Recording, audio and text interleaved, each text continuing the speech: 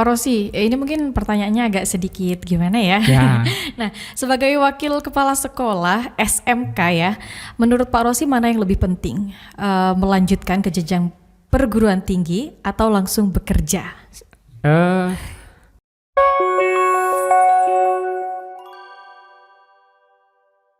Halo, assalamualaikum warahmatullahi wabarakatuh. Selamat datang kembali di channel PWI Sumeneb dan tentunya masih di program PWI Talk bersama saya Wildan.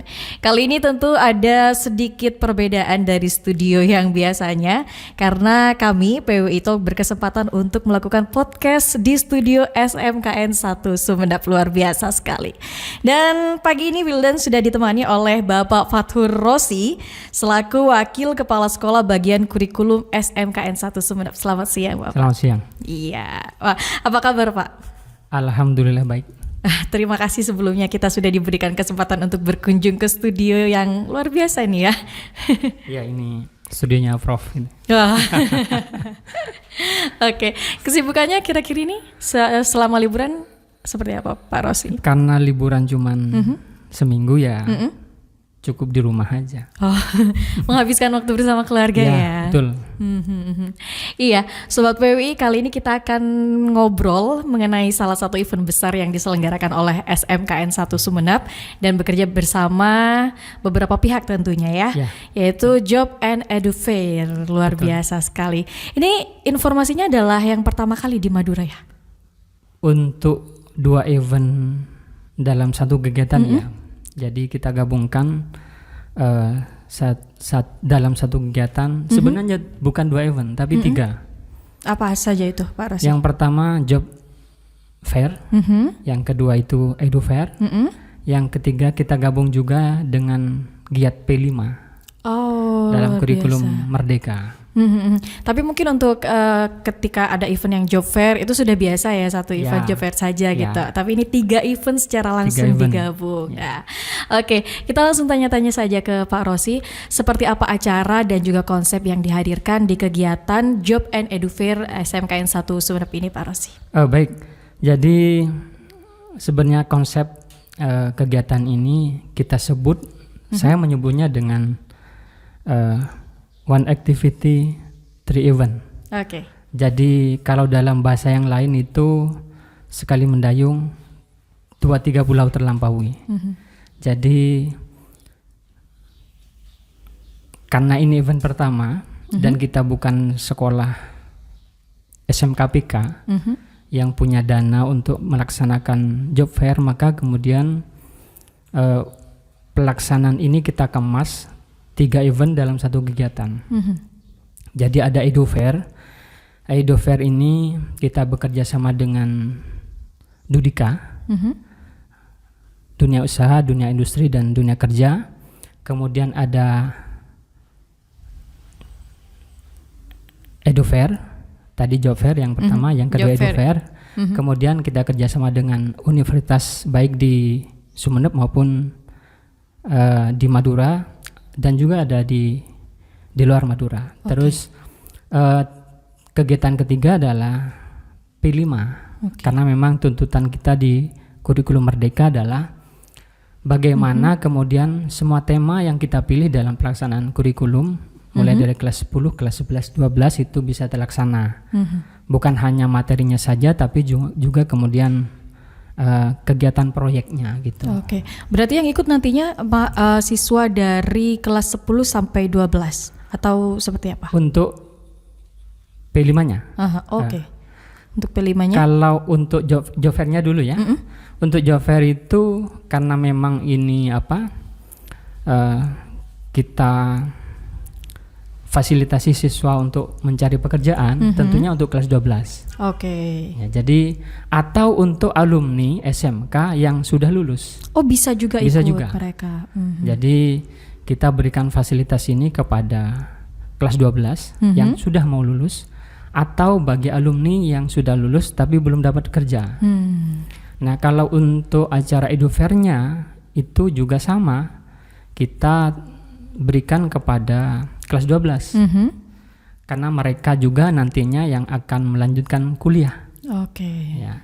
Cuman untuk kegiatan P5 dalam tema kebekerjaan itu kita khususkan untuk kelas 12.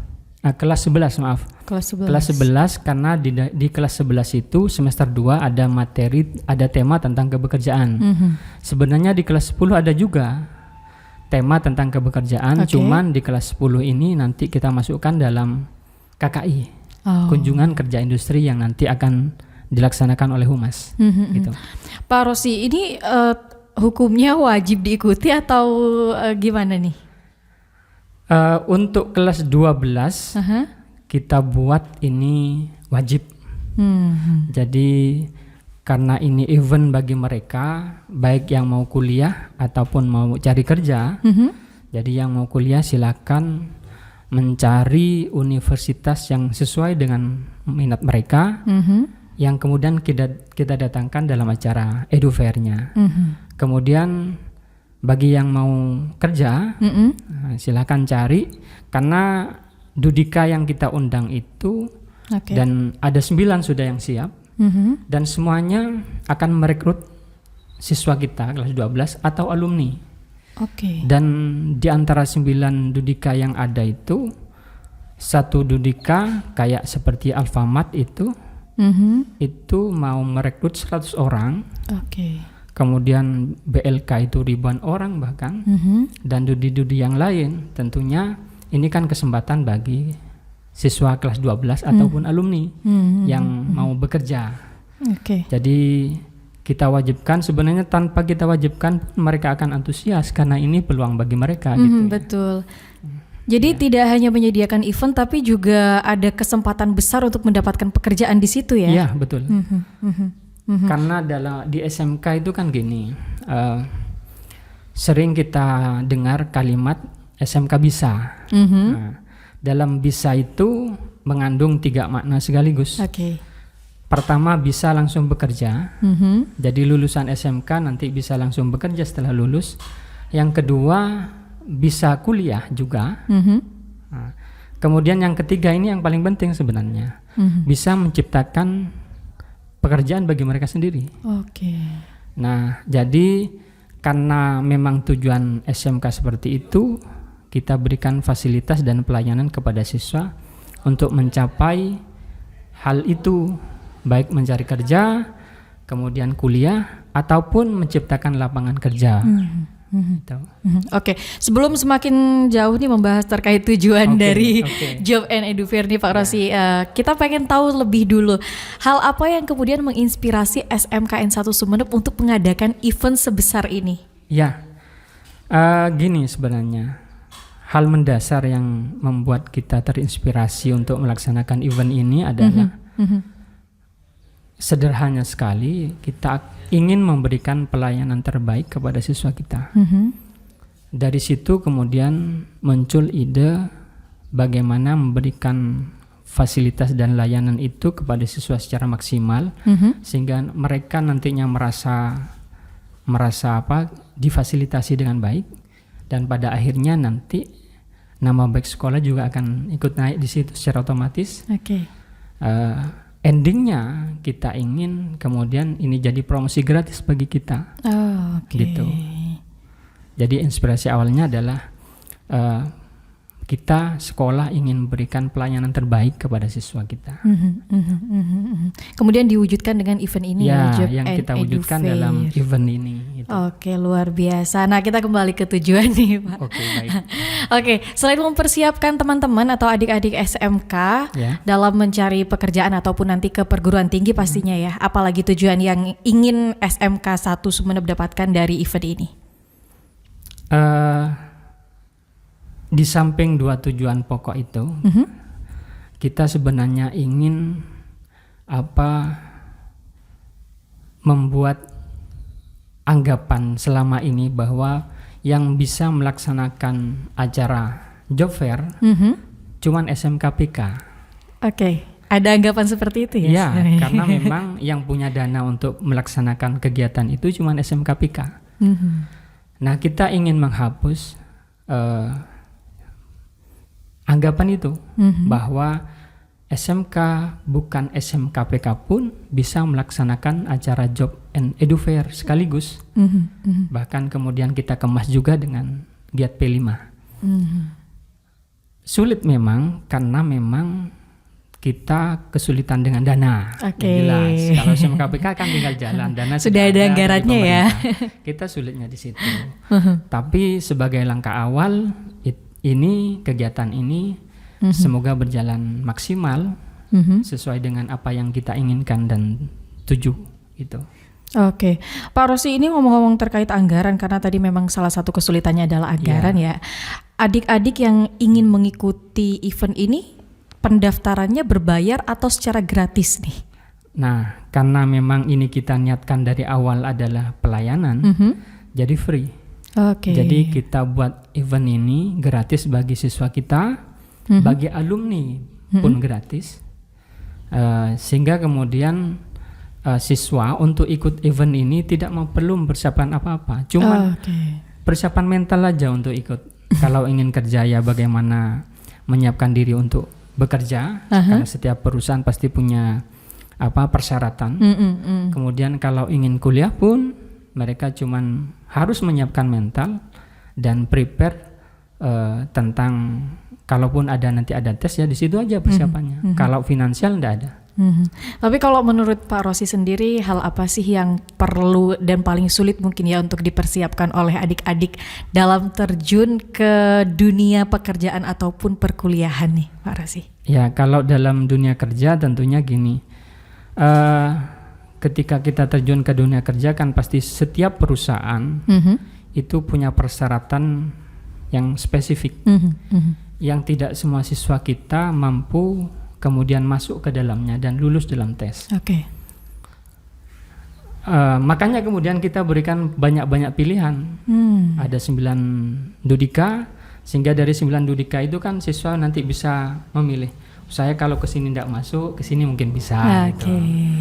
Nah, kalau dalam meneruskan kuliah tentunya kesulitannya juga ada pasti, karena semua semua universitas pasti juga punya kualifikasi yang berbeda dalam menerima mahasiswa. Kalau itu jalur PMDK tentunya ada persyaratan rapot. Kalau itu jalur di luar itu mungkin ada tes. Jadi kesulitannya ya di situ. Kalau mau kuliah tentunya nanti kemampuan akademiknya yang harus diutamakan, dipersiapkan. Kalau mau kerja tentunya kemudian bukan hanya akademik tapi juga mungkin pengetahuan yang berupa keterampilan dan lain sebagainya. Dan ini harus dicatat ya untuk adik-adik SMKN 1 Sumeneb nih. Ya. Mungkin nanti juga Pak Rosi akan berbagi tips and triknya gimana nih biar bisa santai menjalaninya tapi tetap mendapatkan hasil yang bagus. Gitu, Pak Rosi, ini saya juga penasaran bahwa ada tagline ya, vokasi kuat menguatkan Indonesia di flyer yang sudah tersebar. Ini maksudnya seperti apa nih Pak Rosi? SMK itu kan memang sekolah vokasi, di mana SMK itu dinilai berhasil kalau alumninya itu lebih banyak yang langsung bekerja atau menciptakan peluang kerjanya sendiri. Beda dengan SMA. Kalau SMA kan memang siswa disiapkan untuk lanjut kuliah. Kalau kita enggak. Jadi SMK itu bisa dianggap berhasil kalau semakin banyak alumninya yang bekerja langsung ke perusahaan atau menciptakan lapangan kerjanya sendiri. Nah, kenapa kemudian disebut vokasi bisa menguatkan? Karena gini, kalau siswa kita yang alumni langsung bekerja, itu kan dampaknya secara ekonomi, baik itu ekonomi regional maupun nasional kan akan bagus. Misalnya secara teori ekonomi gini, bahwa dalam sebuah negara semakin banyak jumlah wirausahanya, maka semakin bagus ekonominya. Nah, yang akan kita tuju ini, jadi SMK sebagai sekolah vokasi kan nanti bisa menciptakan pekerja yang siap pakai, atau mereka yang siap membuka lapangan kerja sendiri. Nah, ketika kemudian banyak siswa kita yang bisa membuka lapangan kerja sendiri, kan otomatis itu akan berdampak secara positif kepada perekonomian, baik perekonomian regional di kabupaten ataupun secara nasional nanti.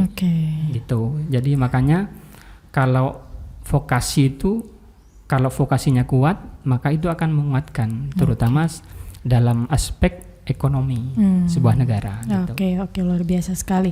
Nah, tadi juga tujuannya ada event ini untuk mempersiapkan adik-adik ke perguruan tinggi dan pekerjaan juga. Nah, menurut Pak Rosi seberapa berdampak sih event ini? Karena kan tentunya ada hal-hal lain sebagai faktor pendukung agar mereka bisa siap. Tapi untuk event ini sendiri seberapa berdampak kepada kesiapan mereka baik mental maupun hal yang lain? Ini event pertama. Jadi kalau mengukur dampaknya mungkin kita belum bisa. Tapi gini, langkah awal ini paling tidak nanti yang kita harapkan siswa kemudian merasa ternyata sekolah bisa memfasilitasi kita dengan baik, memberikan layanan kepada kita dengan hal terbaik, baik ketika mau kuliah ataupun mau cari kerja. Sehingga kemudian nanti dan mereka nanti bisa mempersiapkan apa yang harus disiapkan sesuai dengan tujuan mereka. Nah, pada akhirnya saya yakin karena event ini kita memang buat adalah event tahunan, kita akan agendakan tahunan event ini, maka ke depan saya yakin dampaknya akan sangat baik dan positif kepada siswa juga kepada sekolah. Karena itu sama-sama saling menguntungkan. Bagi siswa akan menguntungkan, dalam konteks menguntungkan adalah mereka akan bisa memilih tempat kuliah yang baik, bisa memilih pekerjaan yang sesuai dengan keinginan mereka. Tapi bagi sekolah juga akan menjadi efeknya ke sekolah akan positif juga, karena itu akan ke masyarakat akan nampak bahwa kita itu adalah sekolah yang betul-betul memperhatikan siswanya, bukan hanya ketika dalam proses belajar mengajar, tapi juga ketika sudah lulus. Nah, kita harapkan dengan itu pada akhirnya makin banyak orang tua yang percaya untuk memasukkan anaknya ke kita. Oke. Pak Rosi, ini kan tidak menutup kemungkinan ya, misalnya ada yang di sini jurusan ekonomi tapi mereka tertarik ke jurusan yang lain saat mengikuti Job and Edu Fair. Mungkin ada hal atau pertimbangan-pertimbangan yang akan diberikan oleh sekolah kepada mereka agar tidak bingung. Gimana nih jurusan saya ekonomi tapi kok saya kayaknya tertarik ke sini gitu. Gimana Pak Rosi? Sebenarnya perusahaan sekarang ketika mengambil tenaga kerja kan patokan awalnya bukan itu sebenarnya, tapi hasil tes. Artinya bisa jadi kemudian saya punya teman guru olahraga, bukan guru olahraga, jurusan olahraga, tapi malah kerja di bank. Artinya perusahaan ketika ngambil tenaga kerja sebenarnya enggak melihat ijazahnya, tapi melihat kemampuannya. Makanya kemudian biasanya dalam sebuah pencarian tenaga kerja, tes pertama yang dilakukan adalah psikotes. Baru kemudian tes kemampuan akademik. Nah, jadi untuk siswa kita yang kemudian sudah disiapkan dalam proses belajar mengajarnya, baik itu materi umum ataupun materi produktif, saya pikir semua siswa punya kesempatan yang sama untuk mencari pekerjaan meskipun bisa jadi di luar kompetensi yang dimiliki ketika sekolah. Begitu. Tapi selain event Job and Edu Fair ini, hal apa yang sudah dilakukan oleh SMKN 1 Sumeneb dalam mempersiapkan adik-adik terjun ke dunia perguruan tinggi ataupun ke pekerjaan nih, Pak Rosi? Karena kan tentunya sudah banyak ya yang dipersiapkan sebelum Job and Edu Fair. Tentunya gini, kan sebagai sekolah kita siapkan pertama kan bagaimana akademiknya. Kalau di kurikulum Merdeka kan ada titik tekan di dua hal sekarang. Yang pertama adalah sikap, kemudian yang kedua keterampilan, tapi di samping akademik. Nah, sehingga nantinya dari tiga hal tersebut, akademiknya sikapnya kemudian ditunjang dengan keterampilan yang baik.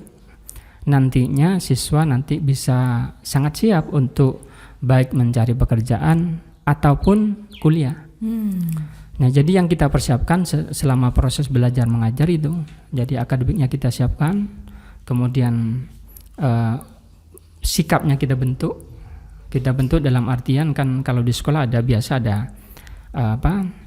ada punishment, kemudian ada reward, tapi tentunya semua hal itu kita ukur, sehingga nanti sikapnya menjadi terbentuk. Kemudian keterampilan dari mana? Dari P5. Jadi di P5 itu ada 8 tema yang kemudian bisa kita pilih. Di antara tema itu ada yang tema yang memang tujuannya membentuk sikap, ada yang tema yang tujuannya memang membentuk keterampilan siswa. Sehingga nanti ketika mereka lulus, mereka punya kemampuan yang komprehensif. Akademik oke, sikap oke, keterampilan oke. Gitu. Ya. Dari tadi kita ngobrolin Job and Edu Fair, tapi kita lupa ngomong kapan sih event ini akan digelar. Oh ya. Jadi event ini kita gelar tanggal 16 Januari. 16 Januari 2024 ya. 2024. 1 tahun lagi. 1 tahun lagi kan ya. Beberapa hari lagi Pak Rosi. Ya, harinya, tapi tahunnya 1 tahun tetap. Dan ini akan menjadi agenda tahunan ya? Ya, kita memang rencanakan ini adalah agenda tahunan yang semoga tiap tahun terlaksana dan tambah bagus, tambah besar. Artinya yang ikut Edu Fair tambah banyak, yang ikut Job Fair makin banyak dudukannya. Gitu. Tapi Wildan pengen tahu secara spesifik mungkin ya, karena tadi kan Pak Rosi menyebutkan bahwa Job Fair udah pernah dilakukan oleh beberapa lembaga sekolah, Edu Fair juga. Mungkin hal yang paling spesifik istimewa yang dihadirkan oleh SMKN 1 Sumeneb bahwa harus nih ikut event ini, itu apa? Ya, tadi sempat kita bincang-bincang bahwa kalau SMA itu sekarang, dulu gini sebenarnya. Dulu kita gabung antara SMA dan SMK di Edu Fair-nya. Ya, tapi sekarang pisah antara SMK dengan SMA. Kalau dulu sampai sekarang pun SMA itu melaksanakan Edu Fair. Wajar karena SMA memang mempersiapkan siswanya untuk kuliah. Nggak ada Job Fair mereka. Job Fair itu dilaksanakan oleh SMKPK biasanya. Kalau SMK bukan SMKPK biasanya tidak melaksanakan Job Fair. Nah, kita ingin merubah itu. Jadi kita ingin merubah anggapan bahwa hanya SMKPK yang bisa melaksanakan Job Fair. Nah, dari situ kemudian sebelum saya lupa juga. Gimana tuh? Ini sebagai biar masyarakat juga tahu bahwa sekolah kita itu kalau jumlah siswanya adalah sekolah dengan jumlah siswa terbesar di Madura. Oh iya? Iya. Ada berapa jumlah siswanya untuk sampai tahun ini nih? 1.400-an. Terbesar di Madura. Itu untuk tingkat SMK atau SMA, secara keseluruhan? SMK. SMK, SMA 1 kalah dengan kita. MAN kalah. Ya, kalau di Sumeneb, di luar Sumeneb juga nggak ada yang sebesar kita jumlah siswanya. Itu pertama. Kemudian kita karena kita itu SMK, kita ada kelas industri. Itu yang membedakan kita dengan sekolah lain. Jadi mulai tahun 2015 kita punya Alfamart Class namanya. Saya kebetulan adalah orang yang membentuk kelas industri itu pertama kali, karena pada waktu itu saya masih ketua kompetensi keahlian bisnis daring dan pemasaran. 2015 terbentuk kelas industri Alfamart Class. Alfamart Class. Iya. Alfamart Class. Jadi di Alfamart Class itu gini, jadi siswa kalau sudah PPDB masuk ke sekolah, kemudian Alfamart akan ke sekolah, akan memilih siswa yang bisa masuk ke Alfamart Class. Siswa yang lolos dalam Alfamart Class itu akan masuk dalam kelas tersendiri. Dan kalau nanti lulus, mereka boleh bekerja di Alfamart tanpa tes, bahkan bukan hanya tanpa tes. Grade gaji mereka satu level di atas pelamar biasa. Wah. Di Alfamart kelas itu tanpa tes, dan grade gaji mereka satu level di atas pelamar biasa. Itu kelas industri pertama yang kita miliki. Nah, di tahun ini alhamdulillah kita baru-baru ini mendapatkan kabar baik, akan ada kelas industri kedua di kita, di jurusan TKJ. TKJ. Ya, namanya Axio Class Program. Jadi semoga saja kelas industri kedua ini akan berdampak baik lagi ke sekolah, terutama ke jurusan TKJ. Oke. Sejak tahun 2015 itu sudah ada berapa siswa SMKN yang lolos untuk bekerja di Alfamart? Semuanya lolos. Oke. Karena begitu siswa lulus dari sekolah yang Alfamart Class, itu sudah boleh langsung bekerja. Cuman memang dari lulusan yang dari Alfamart Class itu tidak 100% memilih untuk bekerja di Alfamart. Karena memang ada yang kuliah itu ya. Ada masih yang kuliah 1-2 orang. Kemudian kita tahu juga ada yang ke KUA itu ya, kan ya. Kalau di sekolah kita kan ya kan ya. Jadi memang tapi memang itu hebatnya di kelas industri Alfamart itu, meskipun Alfamart itu sudah membantu kita dari awal. Kita dibantu lab di depan itu, barang-barangnya dibantu Alfamart, meja kasir, komputer kasir dan semuanya dibantu. Tapi mereka tidak memaksakan bahwa siswa lulusan Alfamart Class harus bekerja di Alfamart, tidak. Masih ada pilihan, diserahkan ke siswa. Kalau oke, mau gabung. Kalau mereka tidak siap, ya tidak apa-apa. Gitu. Gitu. Pak Rosi, ini mungkin pertanyaannya agak sedikit gimana ya? Nah, sebagai wakil kepala sekolah SMK ya, menurut Pak Rosi mana yang lebih penting, melanjutkan ke jenjang perguruan tinggi atau langsung bekerja? Kalau menurut saya ya, saya tidak bilang ini menurut kepentingan lembaga. Kalau ditanya menurut saya, sama-sama penting. Karena semua pilihan itu boleh dilakukan. Artinya yang masih merasa butuh ilmu, kuliah boleh, mampu boleh. Terus yang merasa kemudian dengan pertimbangan-pertimbangan lain, misalnya saya harus bekerja dulu, kuliah nanti bisa nanti, tapi saya harus bekerja karena pertimbangan-pertimbangan tertentu, ya boleh juga, bagus. Artinya semua dalam hidup kan masalah pilihan saja. Nah, pilihan ini biasanya kita orientasikan karena pertimbangan-pertimbangan pribadi. Nah, jadi kalau saya ditanya secara pribadi, ya sama-sama baik. Kalau secara wakil kepala sekolah ini? Kalau secara kelembagaan, karena ini kita kelas sekolah vokasi, lebih bagus adalah langsung bekerja dan atau menciptakan pekerjaan sendiri. Karena ini dampaknya nanti secara nasional, kalau semakin banyak sekolah vokasi yang seperti itu akan membalik anggapan yang selama ini ada. Karena selama ini kan anggapannya gini, SMK adalah sekolah yang melahirkan pengangguran paling banyak. Wow. Nah, kalau kemudian ingin kita balik anggapan itu, maka kemudian harusnya semua sekolah SMK bisa membuat alumninya itu langsung bisa bekerja dan atau menciptakan lapangan pekerjaan bagi mereka sendiri.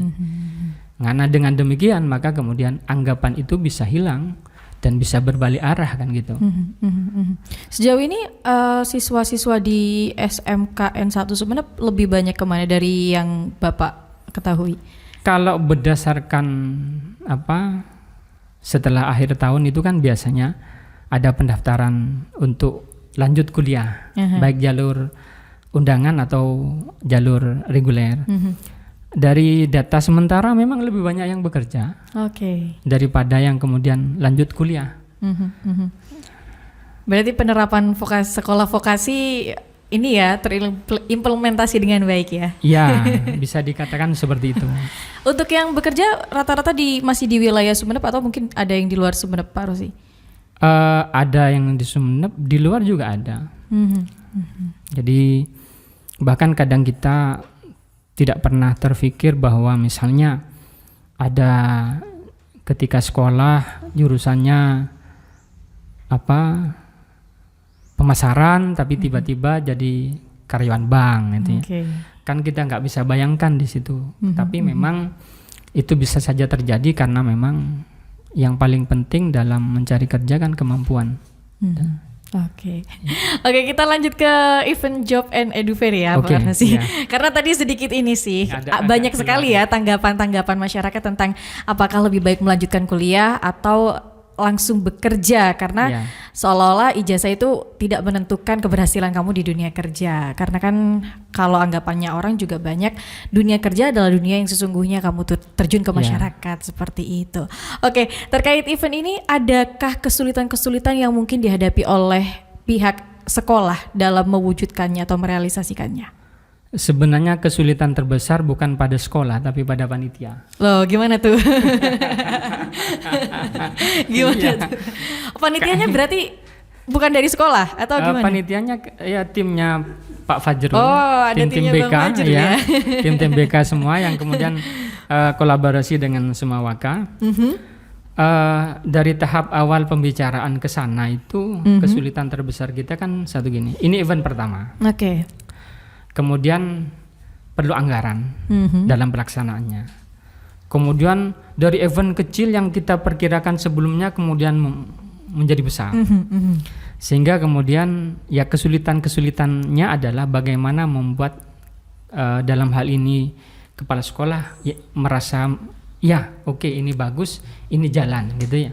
Berhasil meyakinkan berarti ya. Jadi meyakinkan itu di langkah awal itu yang kesulitan terbesar sebenarnya. Tapi alhamdulillah kepala sekolah sangat memahami bahwa ini penting bagi siswa juga bagi sekolah gitu.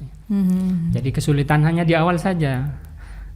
Setelah jalan ya kita bisa lalui dengan baik alhamdulillah. Pak, dari tadi kita ngobrol anggaran ini adalah permasalahan terbesar ya. Boleh nggak di-spill? Kemudian dari mana nih anggaran untuk acara ini, untuk kegiatan? Ya murni dari sekolah pertama untuk langkah awal. Tapi di dalam perjalanannya ada beberapa sponsor masuk itu. Alhamdulillah. Jadi karena memang yang baik, kegiatan yang baik itu kalau biaya dalam proses kegiatan itu bisa ditopang oleh pihak luar sebagai sponsor.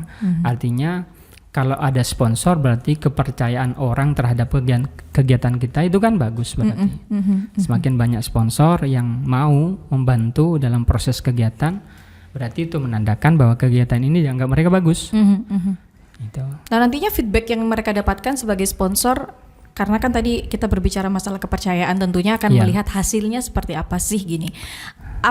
Kan nggak mungkin tuh hasilnya dalam jangka pendek. Ini apa yang dimaksimalkan oleh pihak sekolah agar kegiatan itu tidak hanya terjadi sebagai sebuah event yang berlangsung berapa hari nih Pak eventnya nih? Satu hari ya. Apalagi cuma 1 hari. Kemudian apa langkah-langkah selanjutnya dalam jangka panjangnya dari pihak sekolah? Ya gini, jadi sebenarnya gini, kita dengan Dudika itu partner. Bukan hanya dalam konteks job fair ini, tapi kita kan ada PKL. Nah itu kan kita sudah, bahkan kemarin Humas sudah membuat MOU dengan banyak Dudi, yang kemudian dari situ kerjasama kita sudah terjalin, bahkan sudah puluhan tahun. Artinya kita partner dengan Dudika, bukan hanya dalam event ini, tapi dalam banyak event. Terus kalau partner berarti kan ada simbiosis mutualisme di situ. Jadi sekolah butuh mereka, tapi mereka juga butuh sekolah. Selama itu kemudian terjadi dengan baik, maka selama itu akan ada kerjasama baik. Terus kalau dengan universitas, sama, mereka partner kita, mereka butuh kita agar siswa kita masuk ke universitas mereka, tapi kita butuh mereka juga untuk menyalurkan siswa kita yang ingin kuliah ke universitas yang ada gitu. Jadi karena kita anggap partner berarti kita harus saling menjaga bagaimana kemudian kedua belah pihak itu sama-sama diuntungkan, tidak ada yang dirugikan gitu. Jadi konsepnya kan seperti itu. Oke, berarti nantinya akan ada juga ya hal-hal yang diberikan, hal-hal positif yang diberikan oleh SMKN 1 Ya Sumeneb pasti. kepada Jadi mereka itu. ya. Oke. Apalagi dalam jangka panjang. Oke, Pak, ini mungkin juga dari tadi ya ditunggu ya sama adik-adik nih. Ya. Tadi kan bilang nih mau Pak Rosi untuk bagi-bagi tips bagaimana untuk mempersiapkan dengan cara santai tapi hasilnya maksimal untuk masuk ke dalam dunia kerja ataupun perkuliahan. Dari dulu saya mulai sekolah, kemudian sampai kuliah, saya selalu mencoba beberapa hal.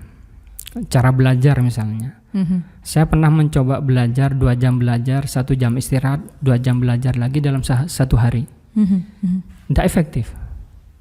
Kemudian saya rubah metodenya dengan belajar saat saya sempat. Sesempat saya. Tapi ternyata itu lebih efektif. Artinya apa? Sesuatu yang kemudian kita push secara berlebihan, kita bekerja secara berlebihan, kita targetnya biasanya memang akan gak maksimal. Kenapa? Karena beban sudah kita taruh di otak sebelum kita melakukan pekerjaan. Apa ndak boleh Pak ada target? Boleh, tapi nge-push yang berlebihan itu ndak boleh. Jadi kerjanya bukan santai sebenarnya. Kerja yang terkonsep, kemudian dilakukan dengan tenang, nyaman, sehingga nanti hasilnya bisa maksimal seperti yang kita harapkan. Jadi kalau santai itu enggak sih, tapi terkonsep, kita bekerjanya nyaman, tenang, kemudian insya Allah hasilnya bisa maksimal.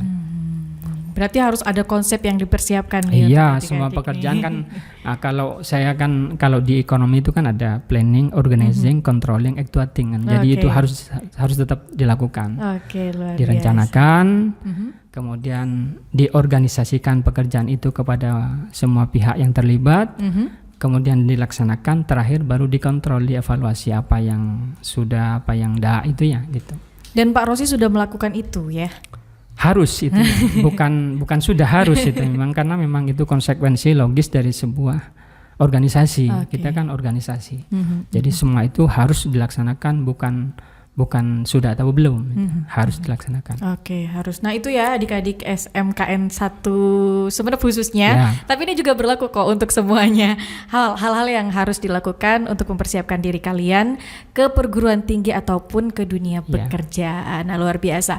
Oke, terakhir Pak Rosi, kita minta closing statement dong terkait kegiatan atau event Job and Edu Fair SMKN 1 Sumeneb ini. Baik, kepada semua siswa kelas 12 yang sebentar lagi akan lulus, karena mereka itu Februari sudah UKK, Maret biasanya awal April mereka sudah santai, tinggal nunggu kelulusan. Kemudian bagi alumni yang belum bekerja, bisa juga tidak menutup kemungkinan bagi masyarakat umum yang butuh pekerjaan bisa gabung dengan kita nanti di tanggal 16 Januari. Jadi kita siapkan Dudika untuk merekrut karyawan.